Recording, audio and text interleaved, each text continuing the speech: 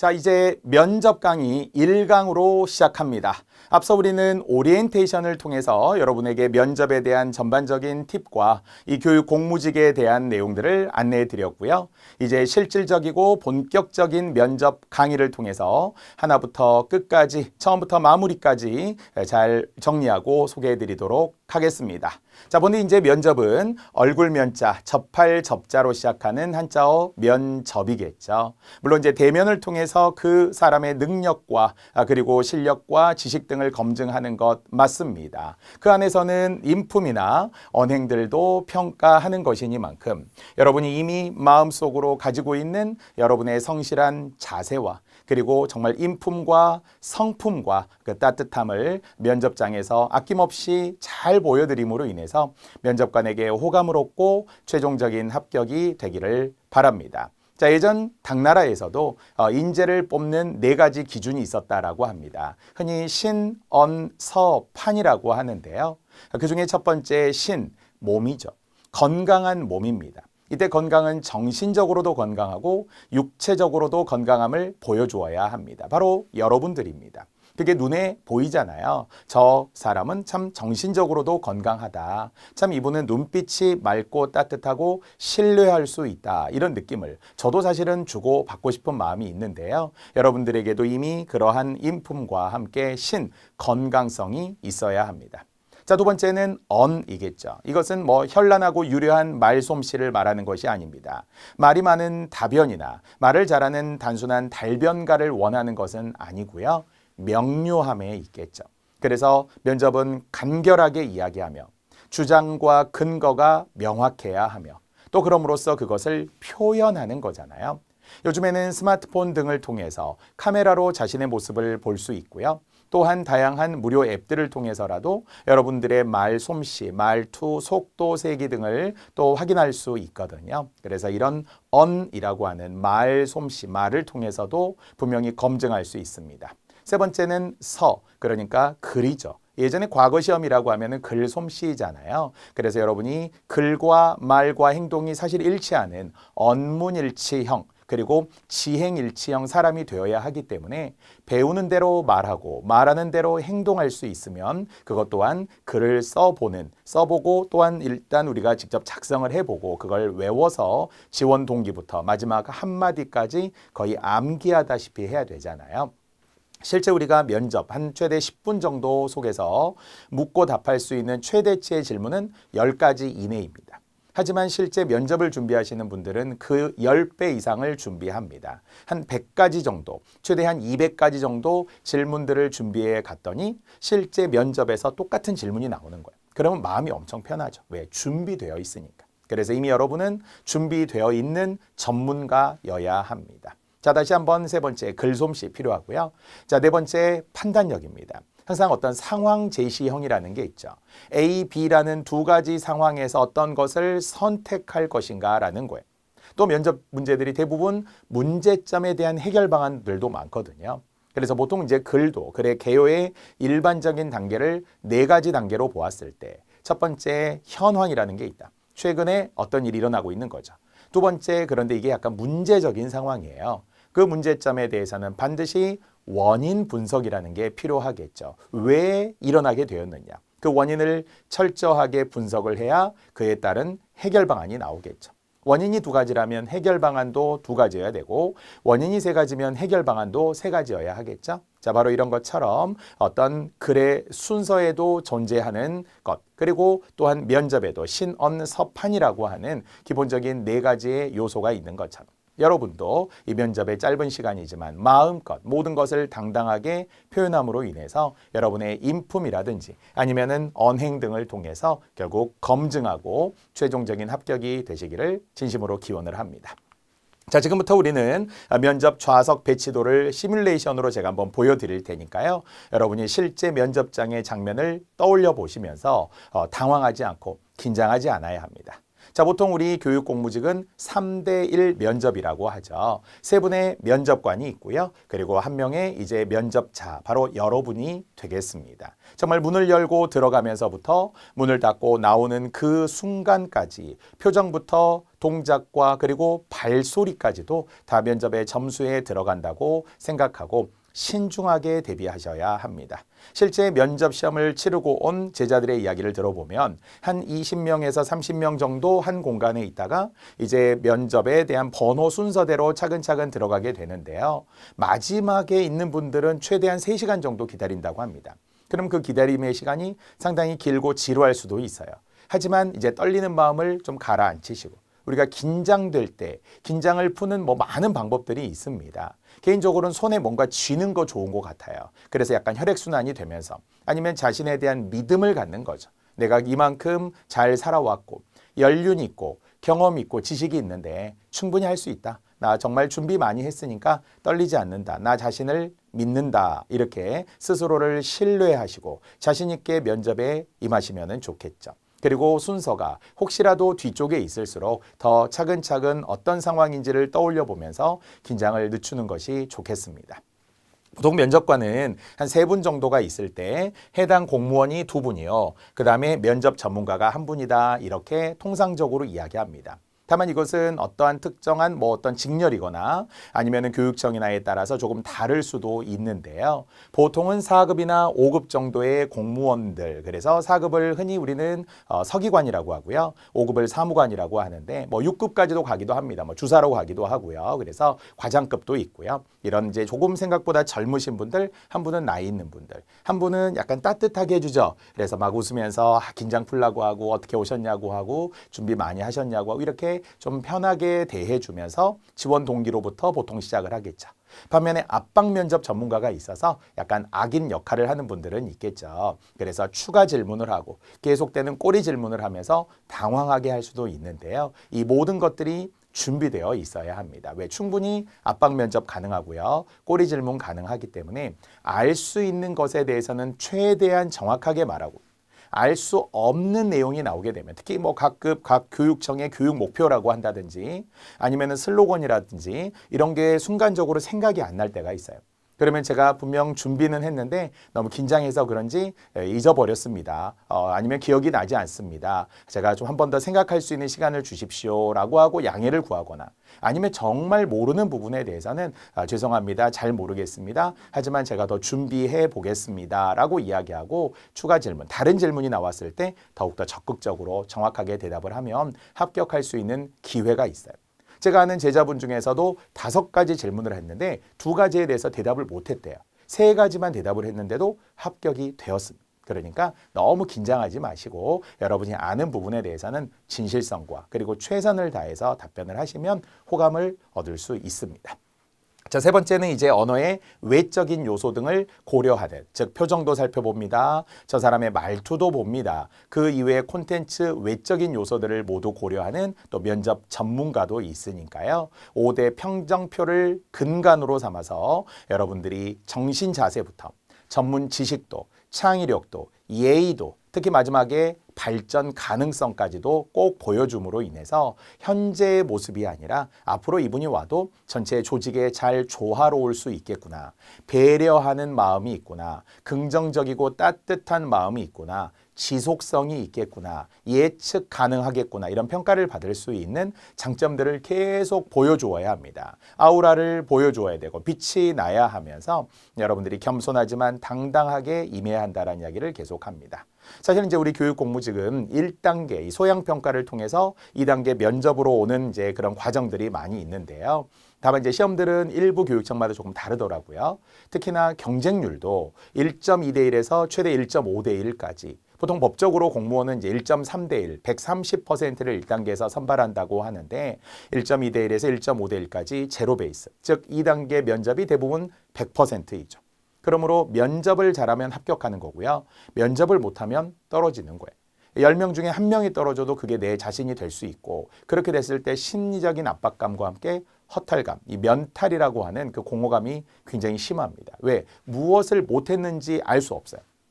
결과를 우리에게 알려주지 않습니다. 어떠한 점이 부족해서 떨어졌다라고 알려주는 게 아니라 그냥 합격입니다, 불합격입니다라는 결과만 남게 되죠. 그래서 이 강의를 듣는 분들 중에서도 혹시 조금 안타깝게 조금 부족해서 떨어졌던 분들이라면 이 면접 강의로 꼭 합격할 수 있도록 제가 도와드릴 것이고요. 또 이제 제가 처음이다 이러신 분들도 꽤 있잖아요. 그래서 이 처음인 분들을 위해서도 차근차근 이렇게 그림을 보여드림으로 인해서 좀 안정감을 드리고자 합니다. 내가 들어가서 이렇게 앉아있게 되니까 앉아있을 때 어떻게 할 것이며 눈빛은 어디를 보아야 될 것이며 우리가 항상 우리가 미간을 본다고 하잖아요. 눈을 봐야 되는데 고개를 숙이고 있고 자세가 틀어져 있고 버벅거리고 또한 연습이 충분하지 않아서인지 처음부터 너무 긴장하고 있고 이게 연습을 얼마나 많이 했는지 항상 그 10배여야 한다고 하거든요. 최소한 내가 한 가지를 설명하고 싶으면 10가지 이상은 내가 준비를 했어야 하고요. 그런 모습들이 면접관들에게 전문가들이니까 보일 거라고 생각합니다. 자, 이렇게 면접의 좌석 배치도를 예를 들어서 보여드렸고요.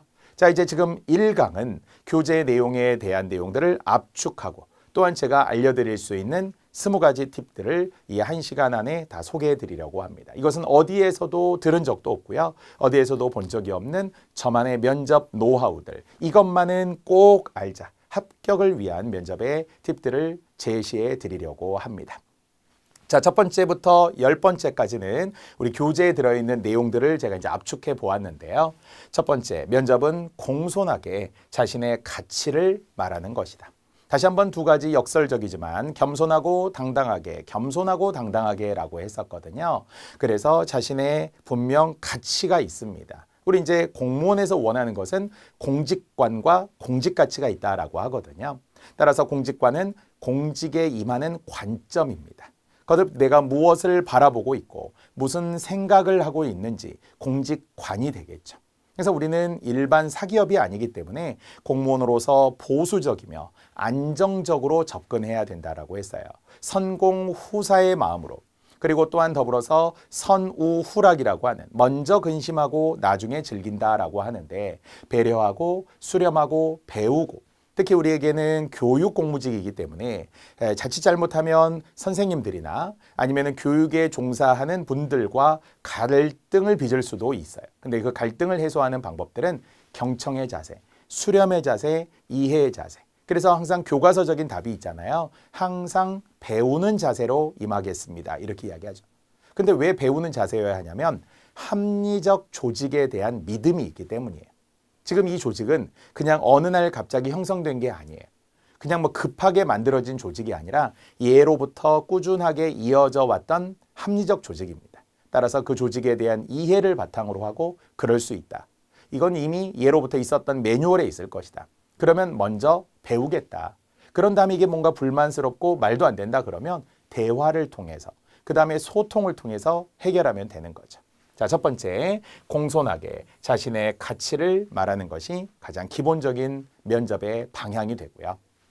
자, 2번째, 언어의 내적 요소와 언어의 외적 요소를 잘 드러내야 한다. 오리엔테이션에서도 이야기한 것처럼 실제 이제 면접에 임하면 알맹이, 내용도 물론 중요하지만 그 알맹이를 둘러싸고 있는 외부적인 요소들도 분명히 있습니다. 자, 그중에 우리가 언어로 본다면 내적인 요소. 그러니까 이거는 말과 실제 관련이 되는 요소입니다. 톤이라든지 속도라든지 색이라든지 발음이라든지 의외로 발음이 좀 세고 흔히 어버버 한다고 하잖아요. 버벅버벅거리는 분들이 많아요. 물론 이제 긴장해서 그럴 수도 있고요. 습관이 안 돼서 그럴 수도 있죠. 습관은 쌓이는 거니까 언어 내적인 요소. 어찌 보면 제가 말하고 있는 것이 정답은 아니어도 조금 더 발음을 또렷하게 또박또박 천천히 말하는 것이 훨씬 좋아요. 너무 빨리 말하려다가 사실 말이 꼬이는 경우가 많잖아요. 심지어는 언어의 톤이라는 것도 되게 중요하다고 이야기하더라고요. 물론 이것은 언어의 외적인 요소와 관련이 됩니다. 자, 그런 의미에서 내적인 요소들도 있지만 어떤 톤도 물론 언어와 관련되기는 하네요. 그러면서 여성분들은 조금 더 밝고 쾌활하고 높은 톤이면 더 좋다고 해요. 남성분들은 영화배우 이병헌처럼 조금 중저음이라고 하잖아요. 조금 낮은 소리로. 그러면서도 조금 신뢰할 수 있도록 천천히 말하는 것이 더 좋다라고도 합니다. 다만 어쨌든 간에 언어의 내적인 요소. 다시 한번 톤이다, 색이다, 속도다 이런 게 있어요. 이제 1분을 기준으로 하면 보통 이제 속도는 200자에서 300자 정도가 가장 좋다고 합니다. 어쩌면 지금 제가 말하고 있는 톤이 가장 속도로서는 듣기에 좋지 않을까라고도 생각을 하니까요. 여러분들이 가장 보아야 할 TV 프로그램은 뉴스죠. 예, 뉴스를 통해서 아나운서가 어떻게 이야기를 하는지, 어떻게 또박또박 말을 하고 표정과 눈빛은 어떻게 하는지 이런 것들을 잘 살펴보면 좋습니다. 자, 바로 어느 외적인 요소도 고려하고 있는 거죠. 눈빛이 사실 가장 중요하잖아요. 시중에 나와 있는 책 중에 첫인상 3초의 법칙이라는 게 있는데요. 첫인상이 3초에 결정이 된다는 거죠. 다만 그 3초에 결정이 되는 대부분은 뭐냐? 눈빛이라는 거예요.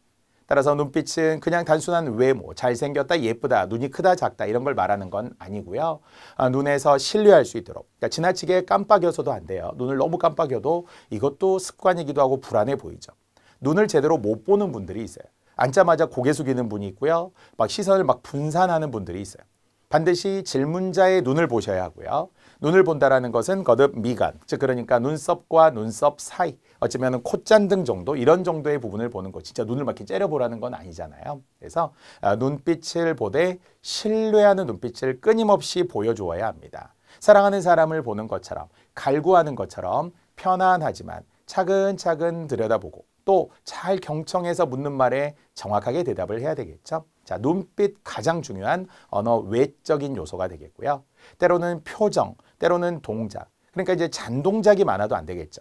특히 여성분들은 이렇게 머리를 막 귀 뒤로 넘긴다거나 아니면 남성분들도 자꾸 머리를 극적거린다거나 아니면 뭔가 다리를 떤다거나 이런 동작들이 무의식 중에 나올 때가 있어요. 그래서 그런 모습들을 스스로 지켜보고 아니면은 가족분들이 있으면 가족에게 스스로 물어보라고 하고 또 답을 하면서 내 습관이 무엇인지를 빨리 찾아서 교정하는 게 좋겠죠. 자, 어쨌든 면접은 언어 내적인 요소와 언어 외적인 요소들이 모두 고려된 시험이 되겠습니다. 잘 드러내야 하고요. 자, 세 번째, 기본 주의사항 10가지. 이제 우리 책 속에 들어 있습니다. 그 중에서도 말투, 습관 등을 잘 확인하라고 했어요. 자, 이야기했지만 면접은 그래도 공식적인 시험이기 때문에 단아까, 뭐뭐 합니다, 뭐뭐 했습니다, 최선을 다하겠습니다. 이렇게 이제 확실하게 이야기를 해줘야 되죠. 물론 너무 경직되듯이 하는 것도 좋지 않다고 합니다. 그러니까 대화하는데 또렷하게 대화하도록 하라는 거죠. 연습 때 분명히 확인할 수 있습니다. 내 말투가 어떤지, 말끝을 흐리는 건 아닌지, 아니면은 구어체, 특히 요즘 젊은 세대들이 구어체를 많이 쓰는 것 중에 해요체를 많이 쓴다고 하거든요. 뭐뭐 했는데요, 제가요, 그랬는데요, 했거든요. 사실 이렇게 말하는 분은 없겠죠. 하지만 또 면접장에 가면 당황하기 때문에 원래 당황하면 IQ 50 이런 말 하거든요. 절반으로 줄어들어. 당황하면 생각도 안 나고요. 그냥 멘붕이 온다고들 하잖아요. 하지만 여러분의 말투가 어떠한지 정확한 말투인지를 잘 보고 특히 뭐 유튜브 등을 통해서 동영상으로 볼 수 있는 것도 무료로 많이 있으니까요. 참고해 보시기 바랍니다. 또 습관 등은 무엇인지 아까처럼 작은 손동작이나 아니면은 지나치게 고개를 막 이렇게 끄덕거리고 아 예 막 이런 것도 사실 안 좋잖아요. 여러분은 스스로 전문가라는 생각으로 교육 공무직의 전문가이기 때문에 충분히 당당하게 임하실 수 있을 거라 생각합니다. 자, 네 번째, 돌발 상황과 압박 면접 충분히 한 번 정도 가능할 거라는 거예요. 뻔한 대답인데도 반박하듯이 할 때가 있거든요. 꼭 그렇게밖에 없을까요? 라고 한다면 물론 A라는 측면도 있지만 B라는 측면도 있습니다. 라고 하고 네, 거기에 더하여 어떤 게 있습니다. 특히 전문 용어들을 쓸 때가 있거든요. 그래서 돌발적인 질문들, 압박 면접 때 차분하고 겸손하고 배려가 필요하다. 왜? 알거든요. 이것은 분명히 압박 질문이라는 걸 알고서 물어보는 건데 막 싸우다가 오면 안 되잖아요. 화내다가 오면 안 되잖아요. 당황하지 않게끔 그래도 차분하게 정말 내가 알 수 있는 선에서는 대답을 하고 하지만 알 수 없는 선에서는 페이크, 막 억지로 지어내거나 거짓으로 꾸며내거나 할 필요는 없다는 거예요. 잘 모르겠지만 더 잘 모르겠습니다. 죄송합니다. 더 연구해보고 조사하고 공부하겠습니다. 아니면은 실제 직무에 임했을 때 이 부분들을 더 깊이 연구하고 또 알아오겠습니다. 이렇게 해도 괜찮아요. 겸손함과 함께 차분함과 배려 이런 것도 필요하더라라는 거고요. 자, 그다음에 면접에 공통 질문이 있다면 3가지. 인성과 적성, 직무와 역량, 그리고 최근 현안들을 많이 묻더라라는 거죠. 여러분이 이미 1단계 소형평가를 통해서 인적성 시험들 대부분 보셨잖아요. 거기에 의하면 딱히 정답이 있는 것은 아니에요. 계속 반복되는 질문들이 이어지기도 하고요. 어떤 인성을 가지고 있고 인품을 가지고 있고 성품이 있는지를 묻고자 하는 거거든요. 그게 공무원과 잘 맞아야 한다는 거예요. 특히 최근에는 팀플이라는 말을 대학생들도 많이 씁니다. 팀플레이라고 하죠. 지나치게 튀듯이 돈키호테형이 돼서도 안 되고 럭비공처럼 돼서도 안 돼요. 저는 주장이 강한 편이고 소신이 있어서 한다면 해야 되고 이런 거 되게 안 좋잖아요. 그래서 어찌 보면 두루뭉술한 또는 두리뭉실하다라고 하는 것, 둘 다 복수표준어인데요. 이렇게 두루뭉술하기 위해서 모난 돌이 정 맞지 않도록 오히려 둥글둥글한 조약돌 같은 사람이 되시면 좋겠죠. 자, 그런 의미에서의 인성과 적성이 교육 공무직에 잘 맞아야 합니다. 조직생활 잘 할 수 있고 예로부터 조직생활을 해왔고 그리고 내가 배려하고 챙겨주는 것을 내 마음 진심으로 좋아해야 된다는 거예요. 그래서 우리는 언행일치와 지행일치가 함께 가야 되거든요. 단순히 면접에서는 A라고 말하는데 속마음은 다르고 행동은 했는데 그냥 보이기 위한 것이라면 면접관들이 충분히 눈치챌 거라고 봐요. 그래서 일치해야 된다는 거죠. 말과 행동이 일치하고 그 삶이 일치하고 지식과 행동이 일치하기를 제가 좀 부탁을 드리고요. 자, 그리고는 능력이라는 거예요. 아무리 이분이 성격이 좋고 교육 공무직으로서의 기본적인 어떤 성향을 갖추고 있다 하더라도 전문 지식이 없으면 안 된다는 거예요. 그래서 면접은 또 하나 제2의 시험이라고 생각을 하시고 그리고 아주 중요한 암기용 시험이라고 생각을 하셔야 돼요. 왜냐하면 면접 준비를 그냥 적당히 그냥 내가 살아온 이야기 하면 되지 뭐 진솔한 게 제일 좋대 솔직하게 말하는 게 좋대 이렇게만 해서 갔다가 나중에 전문 지식에서 계속 막히는 경우가 있어요. 그러면 합격이 안 되죠. 면접은 상대평가이기 때문입니다. 그래서 남보다 잘해야 하며 스스로 잘해야 되는 시험이잖아요. 그래서 여러분들이 이 직무와 역량과 관련된 전문 지식과 그리고 또한 그런 경험 등이 있어야 한다는 거죠. 자, 세 번째 이제 공통 질문에 의하면은 최근에 어떤 일이 일어났느냐라는 거예요. 그래서 이제 예전에는 김영란법과 같은 2015년에 제정이 되었었던 이 김영란법에 관한 이야기들을 실제 이 교육공무직에 상당히 많이 묻기도 하고요. 그 이외에도 법적인 부분들이 조금씩 바뀌기도 합니다. 앞에서도 이야기했지만 그 권위와 그러니까 권리와 그리고 의무 등에 대해서 상충하는 측면이 있다 보니까 선생님들하고 부딪혔을 때 어떻게 할 것이냐 이런 이야기들이 상당히 많이 커피 심부름 어떻게 할 것이냐 아니면은 더 야간 뒤에 근무가 더 추가 근무가 있는데 어떻게 할 것이냐 이런 거 많이 물으면서 그래서 최근의 흐름도 있고 그다음에 나의 자세들도 묻고자 하므로 시사적인 부분들도 꼭 관심을 갖고 봐주시기 바랍니다. 다만 최근 현안 중에 제가 제일 강추하는 1번은 결국 교육청 홈페이지 아니면은 결국 각 학교들과 관련해서 또 여러분이 알아야 할 기본적인 지식이 있다라는 거죠.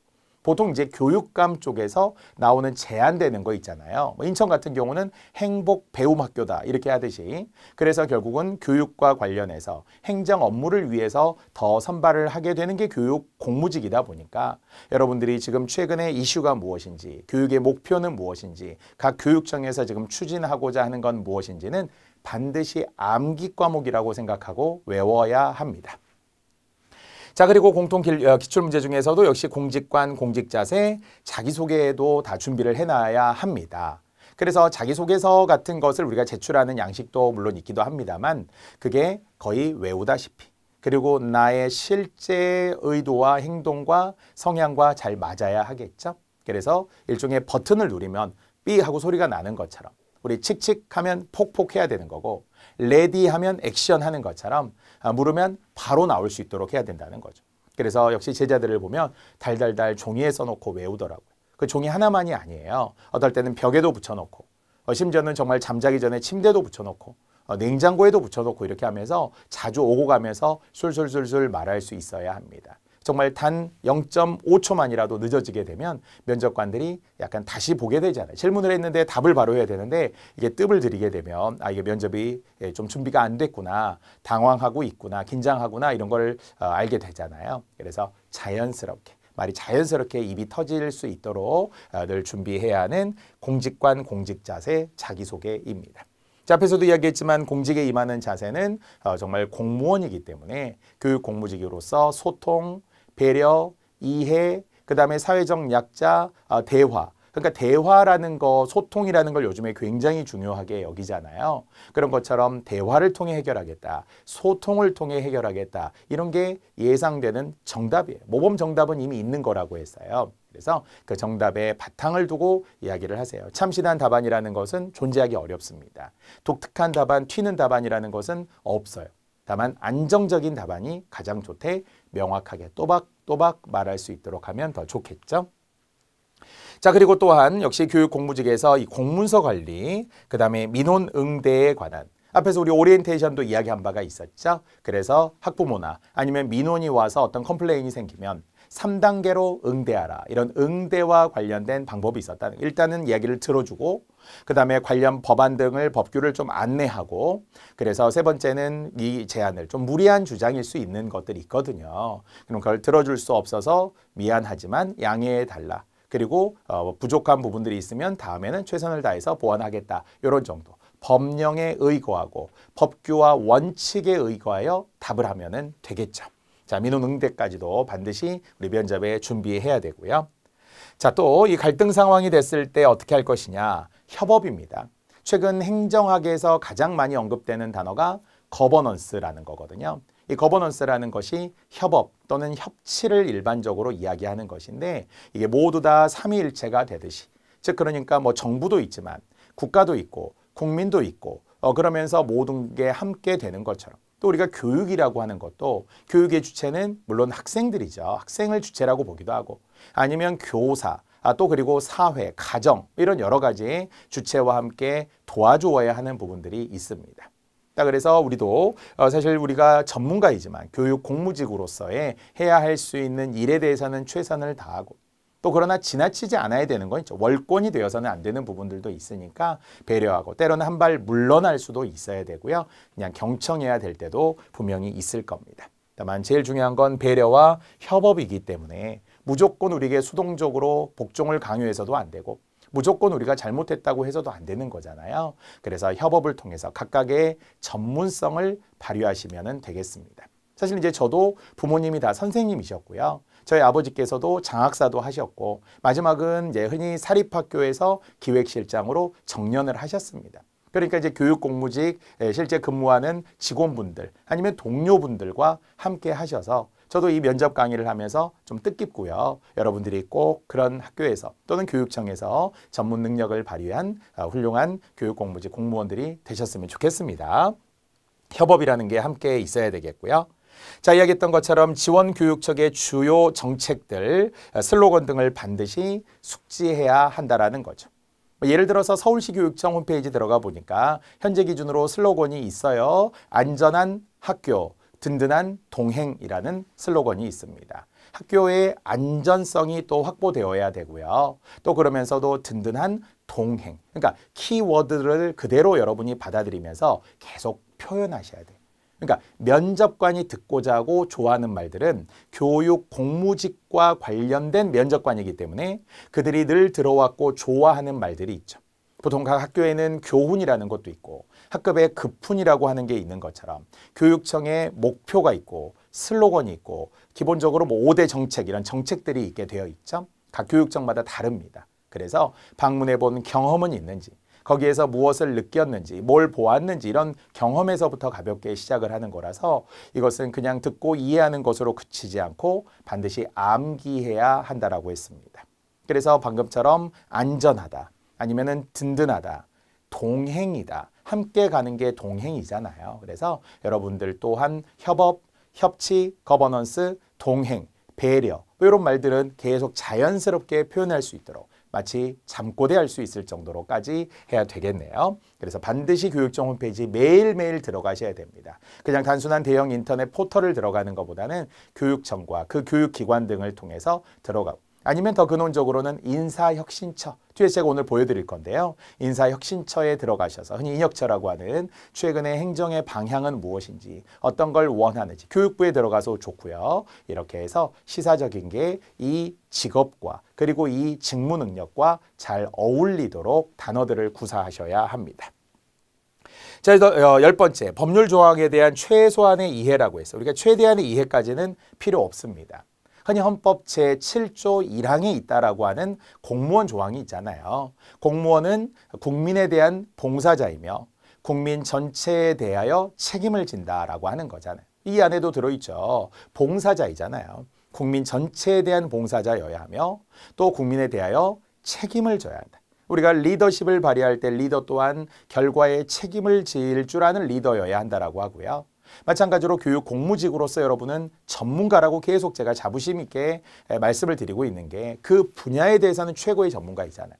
그래서 꼭 있어야 하는 부분, 우리가 자동차로 보더라도 항상 중요한 기관들도 있어 보이긴 하지만 핸들도 바퀴도 그 외의 창문도 앞에 보닛도 뒤에 엔진도 반드시 다 있어야 되는 것들이거든요. 그래서 그러한 전문적인 역할들을 나누어서 분담을 하는 것인데 공무원으로서도 여러분이 국민에 대하여 책임을 지는 분들도 되셔야 하고요.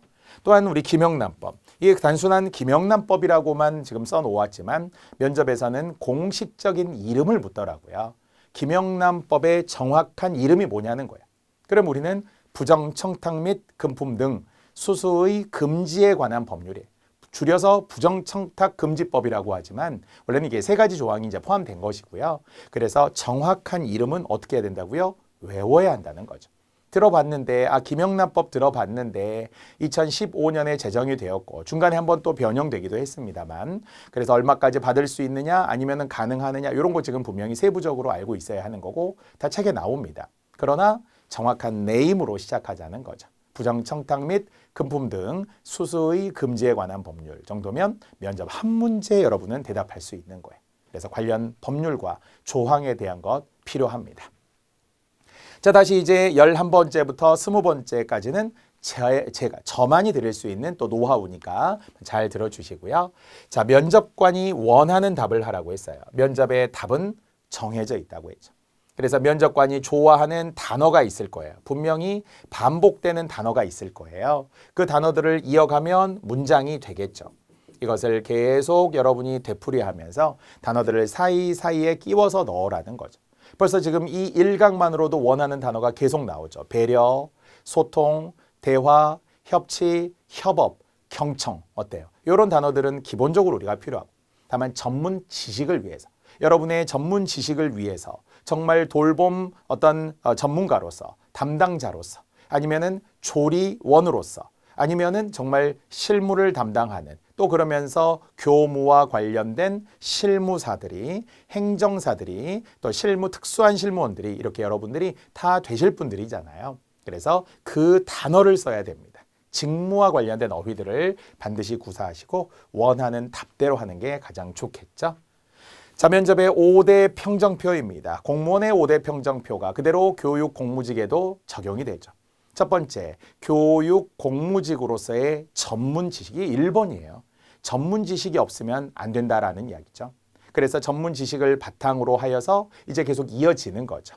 이어지면서 말하는 것 중에 하나가 논리성이라는 것도 있을 거고요. 예의와 품행과 함께 관련된 성실성도 있을 것이고 특히 마지막 이제 5대 평정표에 의하면 제가 되게 중요하게 여기는 것이 창의성, 의지력, 그 다음에 마지막에 발전 가능성이라는 게 있어요. 그러니까 가장 변별력이 높은 부분들이 전문 지식 맞아요. 공무원으로서의 정신 자세 이거 있어요. 정신 자세와 전문 지식이라고 하는 것이 첫 번째, 두 번째 이제 평정표이고요. 마지막에 발전 가능성은 무엇을 볼까요? 앞으로 뭐뭐 하겠습니다.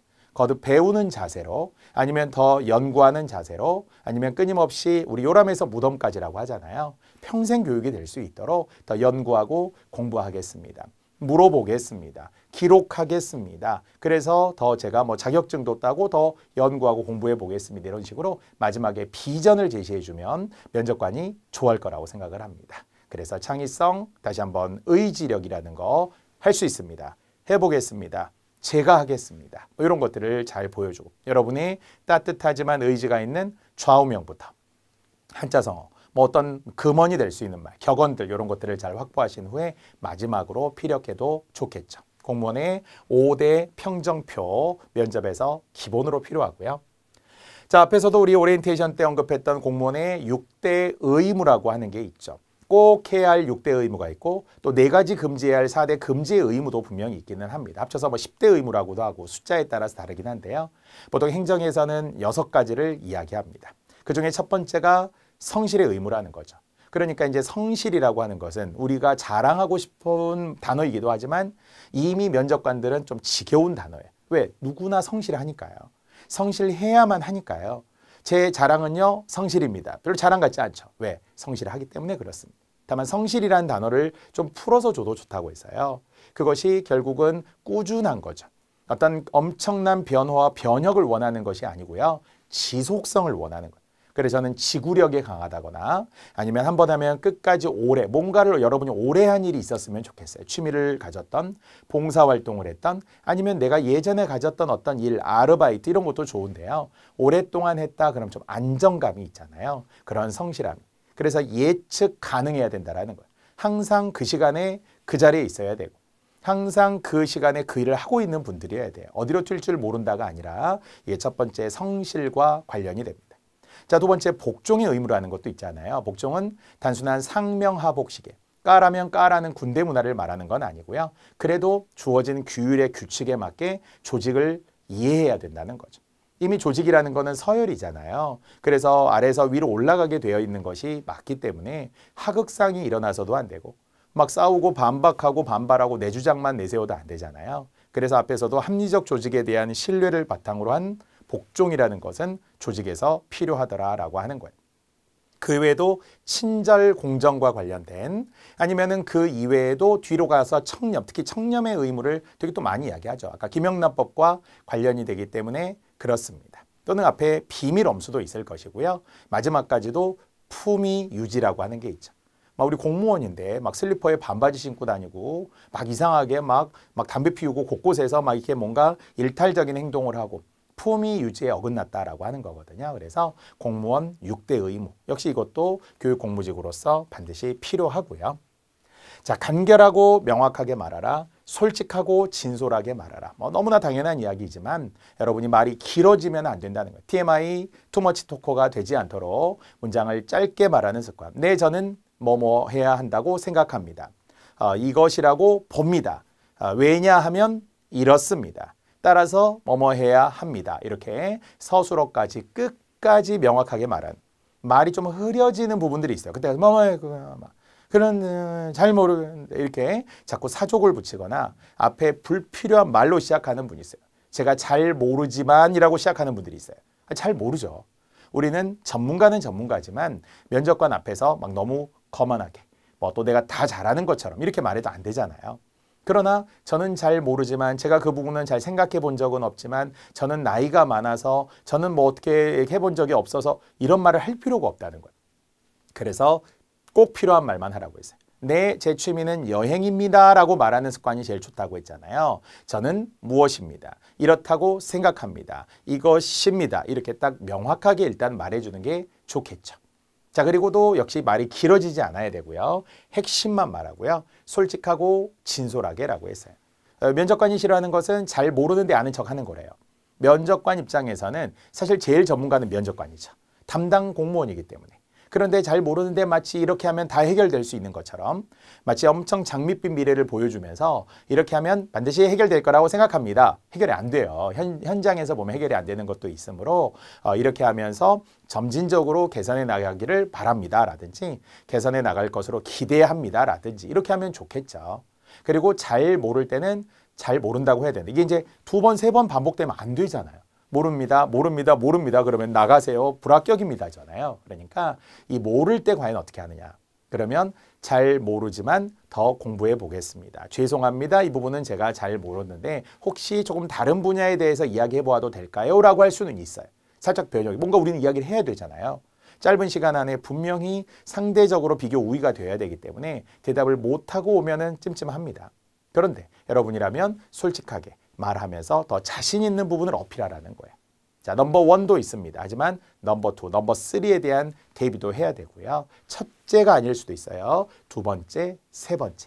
특히나 이제 각 지역별로 교육청들이 지금 다를 때 경상북도 다르고 울산 다르고 인천 다르고 경기 다르고 서울 다르고 이렇게 했을 때 그러면 각 교육청마다 원하는 인재상이 조금씩 다를 수는 있고요. 아까 얘기했던 교육 적청이 다르기 때문에 그 안에서 그 교육정책 안에서 목표대로 실행하고 대답하셔야 하고요. 자, 15번째, 결국 전문 능력인 것 같아. 그러니까 솔직하게 말하는 것은 바탕인 거고 전문 능력이 있어야 되죠.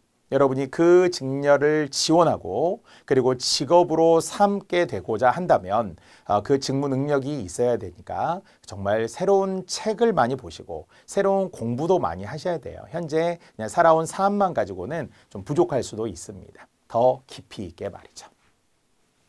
자, 긍정적 가치관이 있음을 보여주어야 한다. 그러니까 결국 서술어가 할 수 있습니다. 좋습니다. 해내겠습니다. 합니다. 이런 정도가 돼야지 어렵습니다. 몰라요. 부정적이에요. 이건 안 돼요. 이렇게 말하면 안 되잖아요. 그런 것처럼 기왕이면은 긍정적인 거. 왜? 그렇게 살아온 삶도 보여주면 좋아요. 난 이렇게 했다. 가족에서 시작을 하시고요. 그 다음에 작은 조직 한번 떠올려 보세요. 남자들은 군대 이야기 많이 합니다. 아니면은 동아리 괜찮고요. 아니면은 정말 봉사활동을 했던 조직이 있으면 그것도 좋아요.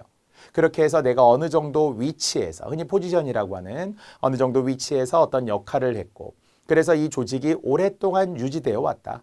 그 가운데 내가 나름의 역할을 했다. 이렇게 하면서 여러분의 지속성, 긍정적인 가치관이 있음을 보여주게 되면 이분은 정말 선발이 되었을 때, 임용이 되었을 때 이 조직에서도 새로운 조직에서도 잘 적응할 수 있겠구나. 이런 분을, 무난한 분들을 사실은 선발하고자 하겠죠.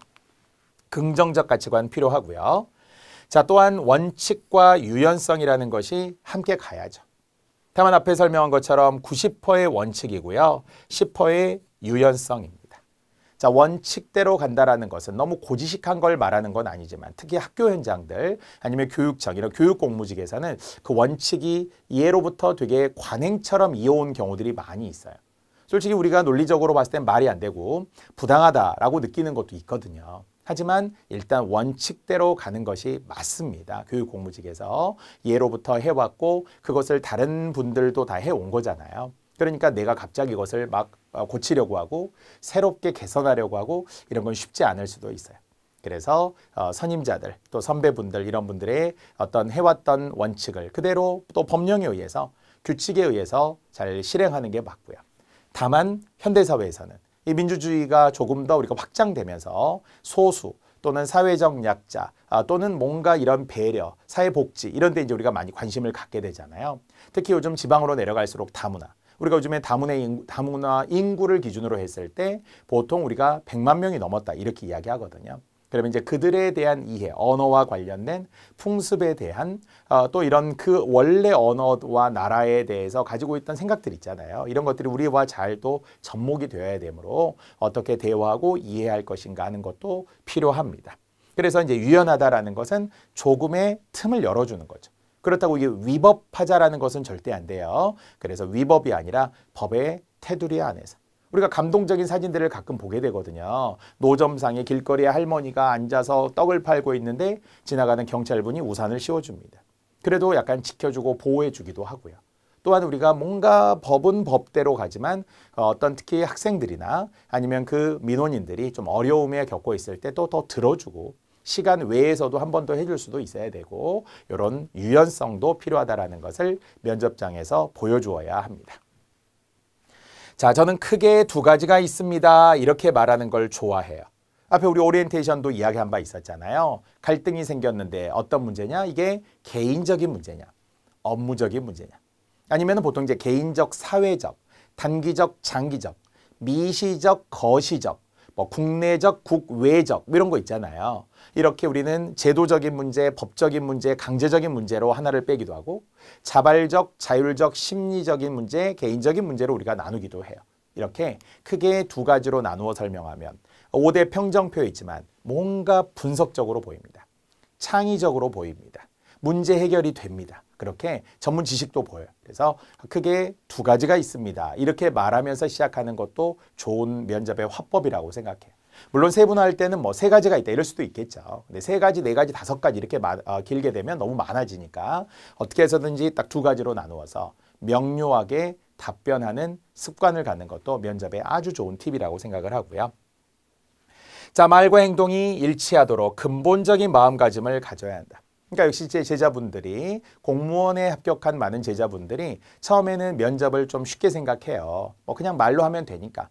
필기시험보다는 쉽겠지 이렇게 생각하는 분들도 있다가 면접 준비를 해보면서 확 그 부담을 느껴요. 와, 이거 진짜 어렵다.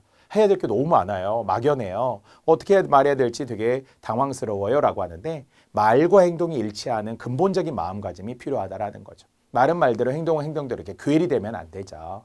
배려하겠다 그런데 전혀 배려하지 않으면 그게 배려가 아니잖아요. 그래서 여러분들이 근본적으로 교육 공무직에 적합한 우수한 인재가 훌륭한 인품을 가진 성실하고 정말 좋은 분들이 따뜻한 분들이라고 저는 생각을 하는데 그런 마음들이 면접장에서 잘 드러났으면 좋겠습니다. 자, 이제 마지막 20번째, 마지막까지 최선을 다하라. 특히 추가 한마디도 우리에게는 하나의 마지막 기회라고 생각을 하셔야 되죠. 마지막 말을 하는 이유는 둘 중에 하나라는 거예요. 이게 뭔가 점수에 걸려 있어요. 왔다 갔다 해요. 이 사람이 떨어질 것 같기도 하고 될 것 같기도 하니까 기회를 주기 위해서 마지막 한마디 이렇게 하기도 하고요. 아니면은 정말 그냥 편하게 마무리를 지으려고 하기도 합니다. 그러다 기회가 없을 수도 있으니까 만약 시간적인 여유가 있어 보이거나 내가 못다한 말이 있으면 우리 스스로 말해도 돼요. 저기 죄송하지만 제가 한마디만 더 말씀드려도 될까요? 한마디 할 수 있는 기회를 주시겠습니까? 이렇게 해도 되겠죠. 면접관님에게 부탁을 하는 거예요. 자, 이런 것들도 마지막 한마디. 이것도 딱 선어 문장으로 정리해 놔야 돼요. 제가 교육 공무직이 된다면, 교육 공무직에 임하게 된다면 이렇게 해서 이러이러한 사람이 되고 싶습니다. 이러이러한 기회를 주시면 고맙겠습니다. 이렇게 하면서 마지막 한마디를 덧붙이는 것도 필요합니다. 자, 결국 면접이라는 것은 물론 솔직하고 진솔하고 이런 것도 있고요. 여러분의 좋은 가치관도 있으면서 결국 전문 능력, 인성과 함께 경험과 함께 능력을 보여주는 것이 면접이다라고 생각을 합니다. 자, 마지막으로 우리 인사혁신처 제가 홈페이지에 들어가서 4대 업무 분야의 업무 계획을 확인해 보았습니다. 이것은 뭐 매년 다르기 때문에 여러분이 면접을 보는 그 시점에 인사혁신처, 교육청, 그다음에 또한 교육부와 관련된 홈페이지 들어가시면 굉장히 깔끔하게 잘 정리가 되어 있는데요. 그중에 활력, 상생 이런 게 있죠. 이게 여러분에게 필요한 단어여야 된다는 거죠. 활력이 있어야지 막 축 처져가지고 막 우울해서 막 이게 디프레스 되지 않도록 항상 밝게 활력 있게 여러분 면접에 대답하시고 그렇게 공직 문화를 조성해야 합니다. 자, 당연히 전문성 그리고 역량 있는 공직사회, 국민에게 신뢰받는 깨끗한 정부, 그 다음에 코로나19 시대를 맞이하고 특히 이제 포스트 코로나, 위드 코로나 등으로 인해서 또 미래에 대비하는 인사 시스템을 구축하겠다라고 하는 거죠. 그래서 요즘은 인사 한류라고 해서 우리 이런 인사 행정 시스템들이 다른 나라에도 수출되기도 하고요. 한국은 이렇게 K-방역 한다더라. 인사 시스템 행정을 이렇게 조직하더라. 오, 되게 좋다 하고 특히 동남아 국가 이런 데에서는 많이 참고해서 우리 자체도 수출할 수 있어요.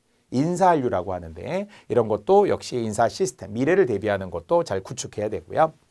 이제 전체적으로는 앞의 내용과 함께 활력 상생, 전문 역량, 국민 신뢰, 코로나19 시대라는 4대 업무와 관련된 계획을 홈페이지에 게시해 놓았습니다. 자, 이게 바로 우리가 쓰고 있는 평소의 단어가 아니라 꼭 알아야 하는 교육 공무직으로서 꼭 알아야 하는 전문적 용어, 공무원에 필요한 단어이니까 이런 단어들을 꼭 수첩에 아니면 다이어리에 아니면 아까도 얘기했던 냉장고에 벽에 어디 침대 옆에 이렇게 다 붙여놓고 여러분이 자꾸 숙지하고 입에 붙을 수 있도록 이런 용어가 붙을 수 있도록 하시면 되겠습니다.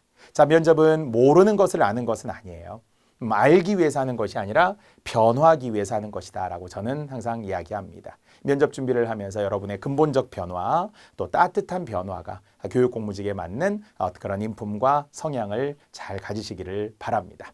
자, 우리 면접 1강은 여기까지고요. 자, 이제 2강부터는 또 교재 내용을 토대로 해서 그대로 제가 화면을 보여드리고 또 꼭 필요한 내용, 우리 정말 쪽집게 300선이라고 이야기하듯이 면접과 관련된 Q&A, 질문과 대답들도 차근차근 이제 진행하도록 하겠습니다. 자, 여러분의 꿈을 언제나 응원하겠습니다. 감사합니다.